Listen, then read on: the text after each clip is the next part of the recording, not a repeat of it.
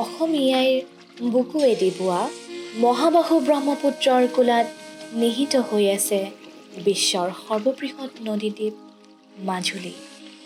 প্ৰকৃতিৰ অপৰূপ সৃষ্টি মাজুলী অসমীয়া সংস্কৃতি আৰু ঐতিহ্যৰো ভঁৰাল। আৰু ইয়াৰ সত্ৰসমূহৰ লগতে ভিন্ন প্ৰান্তত চলি আছে সাঁচিপাত নিৰ্মাণ আৰু সংৰক্ষণৰ শতিকাজোৰা পৰম্পৰা।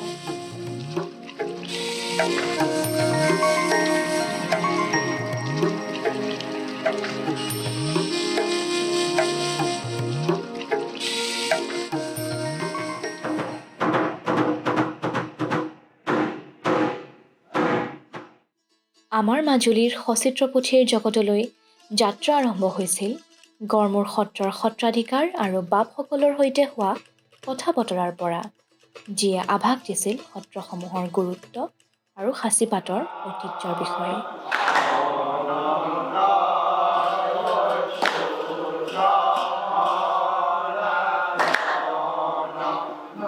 অধিক জানিবৰ বাবে আমি কাষ চাপিছিলোঁ এই কলাৰ সৈতে জড়িত দুগৰাকী বিশেষ ব্যক্তিৰ সৈতে। এওঁ দিগন্ত হাজৰিকা। অসমৰ এই চিত্ৰকলাৰ যি পৰম্পৰা, সেই পৰম্পৰাটো যথেষ্ট পুৰণি। যদিও আমি শংকৰদেৱৰ দিনৰ পৰাই এটা যিটো শংকৰী চিত্ৰশৈলী বা সত্ৰীয়া চিত্ৰশৈলীৰ কথা কওঁ, কিন্তু তাৰো আগতেও অসমত চিত্ৰ চৰ্চা হৈছিল।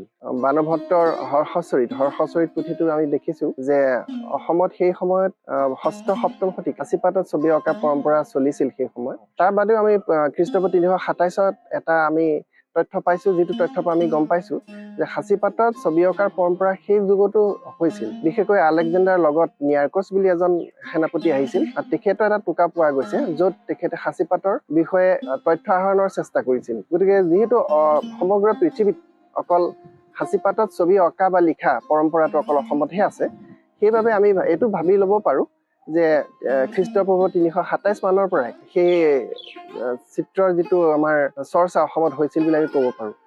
বাণভট্টৰ হৰ্ষচৰিত হওক অথবা আলেকজেণ্ডাৰৰ ভাৰত আগমনৰ ইতিহাসেই হওক, সাঁচিপাতৰ ঐতিহ্য চিৰবিস্তৃত।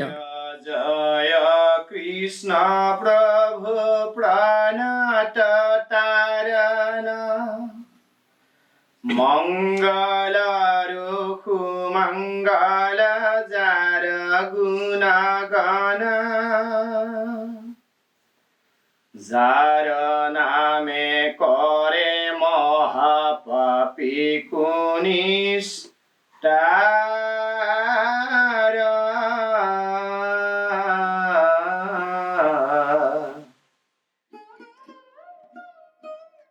সাঁচিপাত যেনেকৈ আনতকৈ পৃথক, ঠিক তেনেকৈ ইয়াৰ প্ৰস্তুত প্ৰণালীও আনতকৈ বিশেষ। সাঁচিপাতত অংকন কৰিবলৈ প্ৰয়োজন হয় হেঙুল হাইতালৰ দৰে খনিজ পদাৰ্থ। সাঁচিপাত প্ৰস্তুত কৰিবলৈ প্ৰথমে উপযুক্ত বয়সৰ এজোপা সাঁচি গছত মাটিৰ পৰা নাভিৰ সমান উচ্চতাত আগজোঙা কটাৰীৰে ৰেপ দি বাকলি সংগ্ৰহ কৰি বাকলিৰ বুকুফাল বাহিৰলৈ কৰি নুৰিয়াই ৩-৪ দিনমানৰ বাবে শুকাবলৈ দিয়া হয়। তাৰ পিছত ইয়াক পানীত ডুবাই ৰাখি পাছত জোখমতে চেও দি পুনৰ শুকোৱা হয়। ইয়াৰ পিছত টান কাঠৰ তক্তাত বুকুফাল তললৈ কৰি সমানকৈ ৰাখি পিঠিফালটো এখন বিশেষ কটাৰীৰে চুচি পাছৰ পৰ্যায়ত কুমাৰ মাটি বালিৰ মিশ্ৰণৰ এক ইটাৰ দৰে টুকুৰা, যাক জুইত পুৰি টান কৰা হয়, সেই আহিলাৰে সাঁচিখিলাৰ দুয়ো পিঠি ঘঁহি মিহি কৰা হয়। ইয়াৰ পিছত হাইতাল পিহি কৰা দ্ৰৱ, মাটিমাহ আৰু বেল আঠাৰ এটা মিশ্ৰণ কৰি দুয়ো পিঠিতে লেপ দি পুনৰ পাতখিলা শুকোৱা হয়। শুকোৱাৰ পিছত সাঁচিখিলা ঝাওঁৰে ঘঁহাৰ লগতে ঘিলা গুটিৰে দুয়োফালে মিহি নোহোৱালৈকে ঘঁহা হয়। সম্পূৰ্ণ মিহি হোৱাৰ পিছত মিহি পিঠি শংখৰে দুয়োফালে ঘঁহিব লাগে। এনে কৰিলে সাঁচিখিলাৰ দুয়ো পিঠি মিহি হোৱাৰ লগতে সাঁচিৰ ছালখন উজ্জ্বল হয় আৰু সাঁচিপাতখনত লিখিব আৰু আঁকিবৰ বাবে উপযুক্ত হৈ পৰে বুলি গণ্য কৰা হয়। সাঁচিপাতত অংকন কৰিবলৈ প্ৰাথমিক 3টা ৰঙৰ প্ৰয়োজন হয়। সেইকেইটা হৈছে ৰঙা, নীলা আৰু হালধীয়া। ইয়াৰে ৰঙা ৰংটো হেঙুলৰ পৰা, নীলা ৰংটো নীলমাটি আৰু হালধীয়া ৰংটো হাইতালৰ পৰা পোৱা যায়। ইয়াৰ উপৰিও বগা আৰু ক'লা ৰঙৰ প্ৰয়োজন হয়। বগা ৰংটো ঢলমাটিৰ পৰা আৰু ক'লা ৰংটো ছাইৰ পৰা পোৱা যায়। এই মুঠ 5টা ৰঙৰ পৰা কেইবাটাও যৌগিক বা মিশ্ৰ ৰং হ'ব পাৰি। সাঁচিপাত প্ৰস্তুতৰ লগতে ইয়াত অংকন, লিখন আৰু সংৰক্ষণৰো সমস্যা ভিন্ন হোৱা দেখা যায়। আচলতে প্ৰত্যাহ্বানটো যথেষ্ট, কাৰণ আমি সৰুৰ পৰা বেলেগ ধৰণৰ কিছুমান মাধ্যমত ছবি আঁকিবলৈ লৈছিলোঁ। ৱাটাৰ কালাৰ পেইণ্ট কেনেকৈ কৰা হয়, এক্ৰেলিক পেইণ্ট কেনেকৈ কৰা হয়, অইল কালাৰ কেনেকৈ কৰা হয়, বা পাশ্চাত্য চিত্ৰশৈলী নেকি, এই তাৰ মাজতে আমি আবদ্ধ হৈ আছিলোঁ।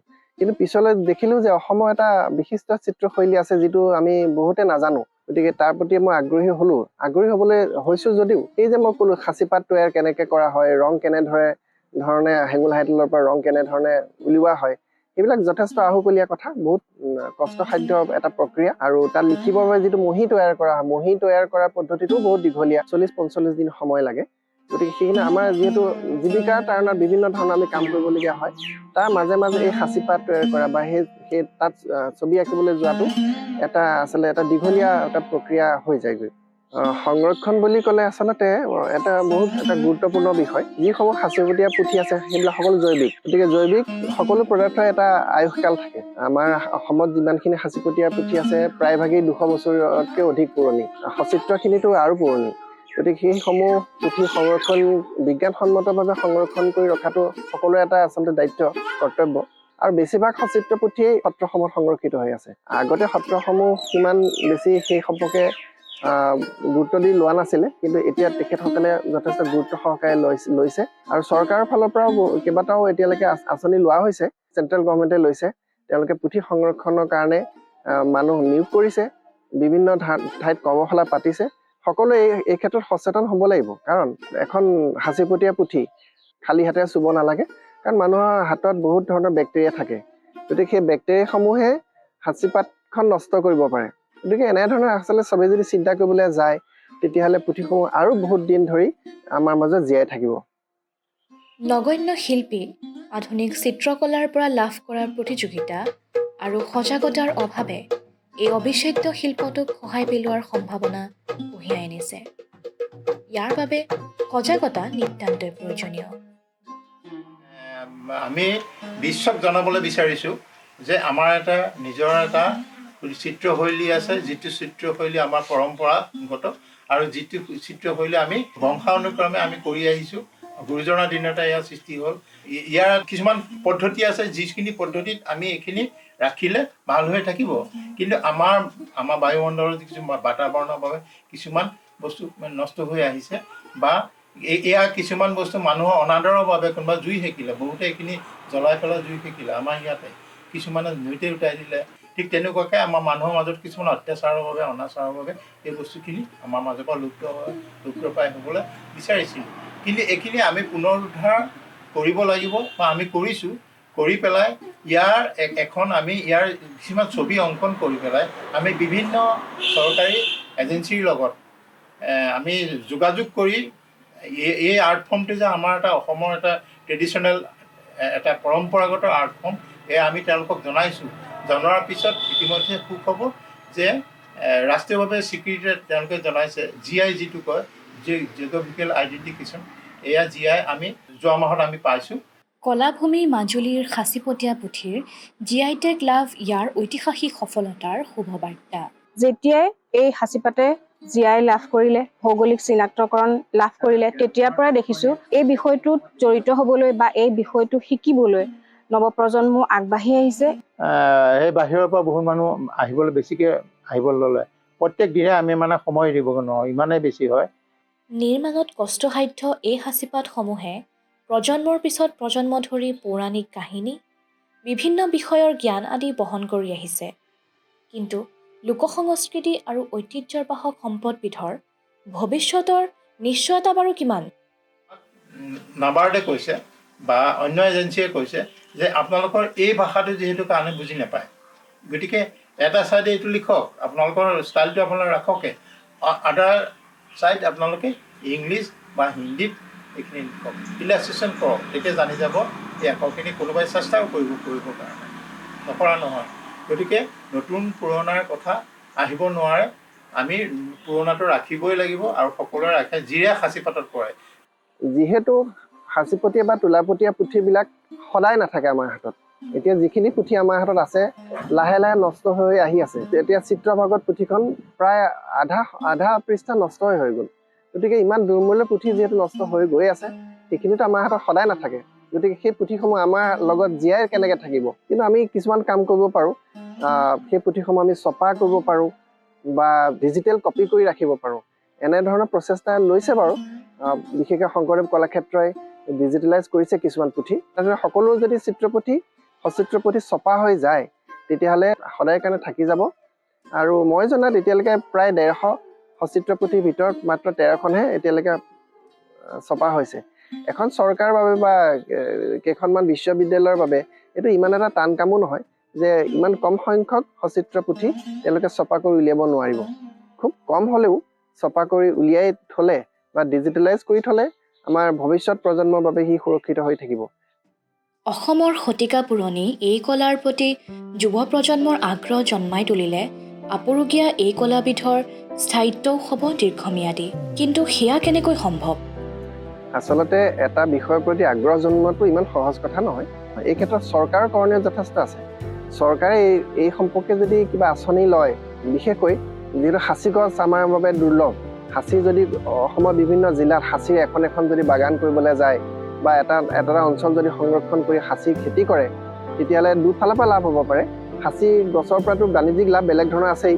তাৰ বাদে সাঁচি বাকলিটোৰ পৰা আমাৰ যিটো পুৰণি শৈলী, সেই শৈলীটোৰ পুথি তৈয়াৰ কৰিবলৈও সহজ হ'ব।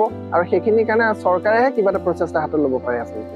বা বিভিন্ন বিশ্ববিদ্যালয় যিখিনি আছে আমাৰ, অন্য নহ'লেও Guwahati university, Dibrugarh university, Majuli cultural university, Sankardev university, এনেধৰণৰ যিখিনি বিশ্ববিদ্যালয় আছে, সেই বিশ্ববিদ্যালয়ে বিভিন্ন ধৰণৰ পাঠ্যক্ৰম প্ৰস্তুত কৰি পেলাই, যেনে মাজুলী কালচাৰেল ইউনিভাৰ্চিটিয়ে যেনেধৰণে কৰিছে, সেইখিনি কৰিব পাৰে। জনসংযোগ বিভাগেও এই ক্ষেত্ৰত ভূমিকা ল'ব পাৰে। যিখিনি বৈদ্যুতিন মাধ্যম আছে, সকলো মাধ্যমৰো ভূমিকা আছে। তেখেতসকলেও এই ধৰণৰ কাম যদি ক'ৰবাত হয়, তাক প্ৰচাৰ কৰিব লাগে, যাতে মানুহে গম পায় যে এইটো শৈলী কি, আমাৰ নিজৰ যে এটা সমৃদ্ধ শৈলী আছে সেই বিষয়ে গম পায় আৰু তাৰ প্ৰতি ল'ৰা ছোৱালী আগ্ৰহী হয়। এতিয়া আমি দেখোঁ, আমি বিভিন্ন অঞ্চলত যদি ৱৰ্কশ্বপ কৰোঁ, মানে সাংবাদিকসকল নাহেই বা মাতিলেও আহিবলৈ টান পায়, কাৰণ সেইটো আচলতে মানুহে চাব নোখোজে। ৰাজনীতিৰ বিষয়টো যেনেধৰণে আকৰ্ষণীয়, আমাৰ বোধকৰো চাগে নহয়, যিবাবে তেওঁলোকে আগ্ৰহী নহয় সেই ক্ষেত্ৰত। কিন্তু তেওঁলোকৰ আচলতে এইটো এটা দায়িত্ব আছে, তেওঁলোকেও আগবাঢ়ি আহিব লাগিব। তেওঁলোকে যদি প্ৰচাৰ নকৰে, তেতিয়াহ'লে মানুহে জানিব কেনেকৈ? তেনেধৰণেহে আচলতে ল'ৰা ছোৱালীসকলে বা ছাত্ৰ ছাত্ৰীসকলে জানিব বা নতুন প্ৰজন্মই এই বিষয়ে গম পাব। মাথো আগ্ৰহৰ দ্বাৰা ইয়াৰ স্থায়িত্বই নহয়, ই এক জীৱিকা উপাৰ্জনৰ ভাল পথ হ'ব পাৰে। গৱেষণা হৈছে কলাবিধক অধিক জনাৰ আন এটি পথ। বৰ্তমান প্ৰজন্মৰ কাৰণে সাঁচিপাতটো এটা দুৰ্বোধ্য বিষয়। যাতে সাঁচিপাতৰ লেংগুৱেজটো যিহেতু আজিকালি ষ্টাডি কৰা নহয়, গতিকে লেংগুৱেজটো ষ্টুডেণ্টসকলৰ কাৰণে দুৰ্বোধ্য হয়। গতিকে মই এইটো বিষয়ত গৱেষণা কৰি স্পেচিফিক যোনটো বিষয়, সেইটো তুলি ধৰিবলৈ বিচাৰিছোঁ অসমৰ প্ৰেক্ষাপটত।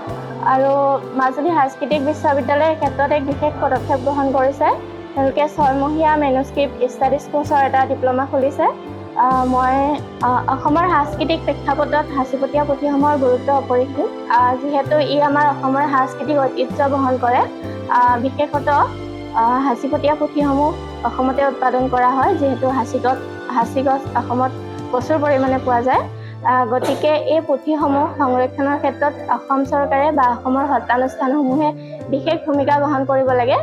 কিন্তু বৰ্তমানৰ প্ৰেক্ষাপটত দেখা যায় যে ছপাযন্ত্ৰ আহি যোৱাৰ লগে লগে আমাৰ এই পুথিসমূহৰ যি মূল্যবোধ, সেই মূল্যবোধ সীমিত হোৱা দেখা গৈছে বা সত্ৰানুষ্ঠানসমূহৰ মাজতেই কেৱল সীমাবদ্ধ আছে।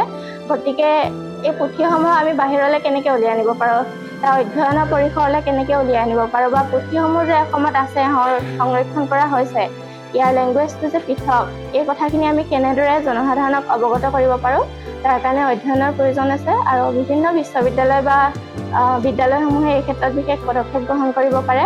এটা বাৰ্তা দিব বিচাৰিছোঁ যে যোনসকল ষ্টুডেণ্টে এই কৰ্চটোত নামভৰ্তি কৰিবলৈ বিচাৰে, তেওঁলোক মাজুলী সাংস্কৃতিক বিশ্ববিদ্যালয়লৈ আহিব পাৰে। আৰু মই সকলোকে অনুৰোধ কৰোঁ যাতে আমাৰ এই পুৰণিকলীয়া চিত্ৰশিল্পক আমি জীয়াই ৰাখিব লাগিব। আৰু যদি আমি এই বিষয়ে চৰ্চা নকৰোঁ, তেতিয়াহ'লে হয়তো ই এদিন বিলুপ্তি হৈ যাব। গতিকে সকলো নৱপ্ৰজন্মৰ শিল্পীক মই বা ছাত্ৰ ছাত্ৰীক মই অনুৰোধ কৰোঁ মোৰ ফালৰ পৰা, যাতে আমি এই বিষয়টো শিকিবলৈ আগ্ৰহ কৰোঁ আৰু ইয়াৰ লগত জড়িত হওঁ। এয়া আমাৰ বাবে খুব সুখৰ বিষয়। অসমে নিজৰ ঐতিহ্য সংৰক্ষণ অব্যাহত ৰাখিছে। সাঁচিপতীয়া পুথিৰ লগতে অন্য 18বিধ GI টেগ লাভ কৰা সামগ্ৰীসমূহ ৰাজ্যৰ সাংস্কৃতিক সমৃদ্ধি আৰু কাৰুকাৰ্যৰ প্ৰমাণ, কিয়নো ই অসমৰ ঐতিহ্য পৰম্পৰা গৌৰৱক একেলগ কৰি অতীতক বৰ্তমানৰ সৈতে সংযোগ কৰিছে। অসমীয়া ঐতিহ্য সংস্কৃতিৰ পৰিচায়ক এই কলাবিধক জীয়াই ৰাখি ইয়াৰ মান বঢ়োৱাটো সকলোৰে নিজা দায়িত্ব, নহ'লে জাতিটোৱে ইয়াৰ গুৰুত্ব হেৰুৱাব।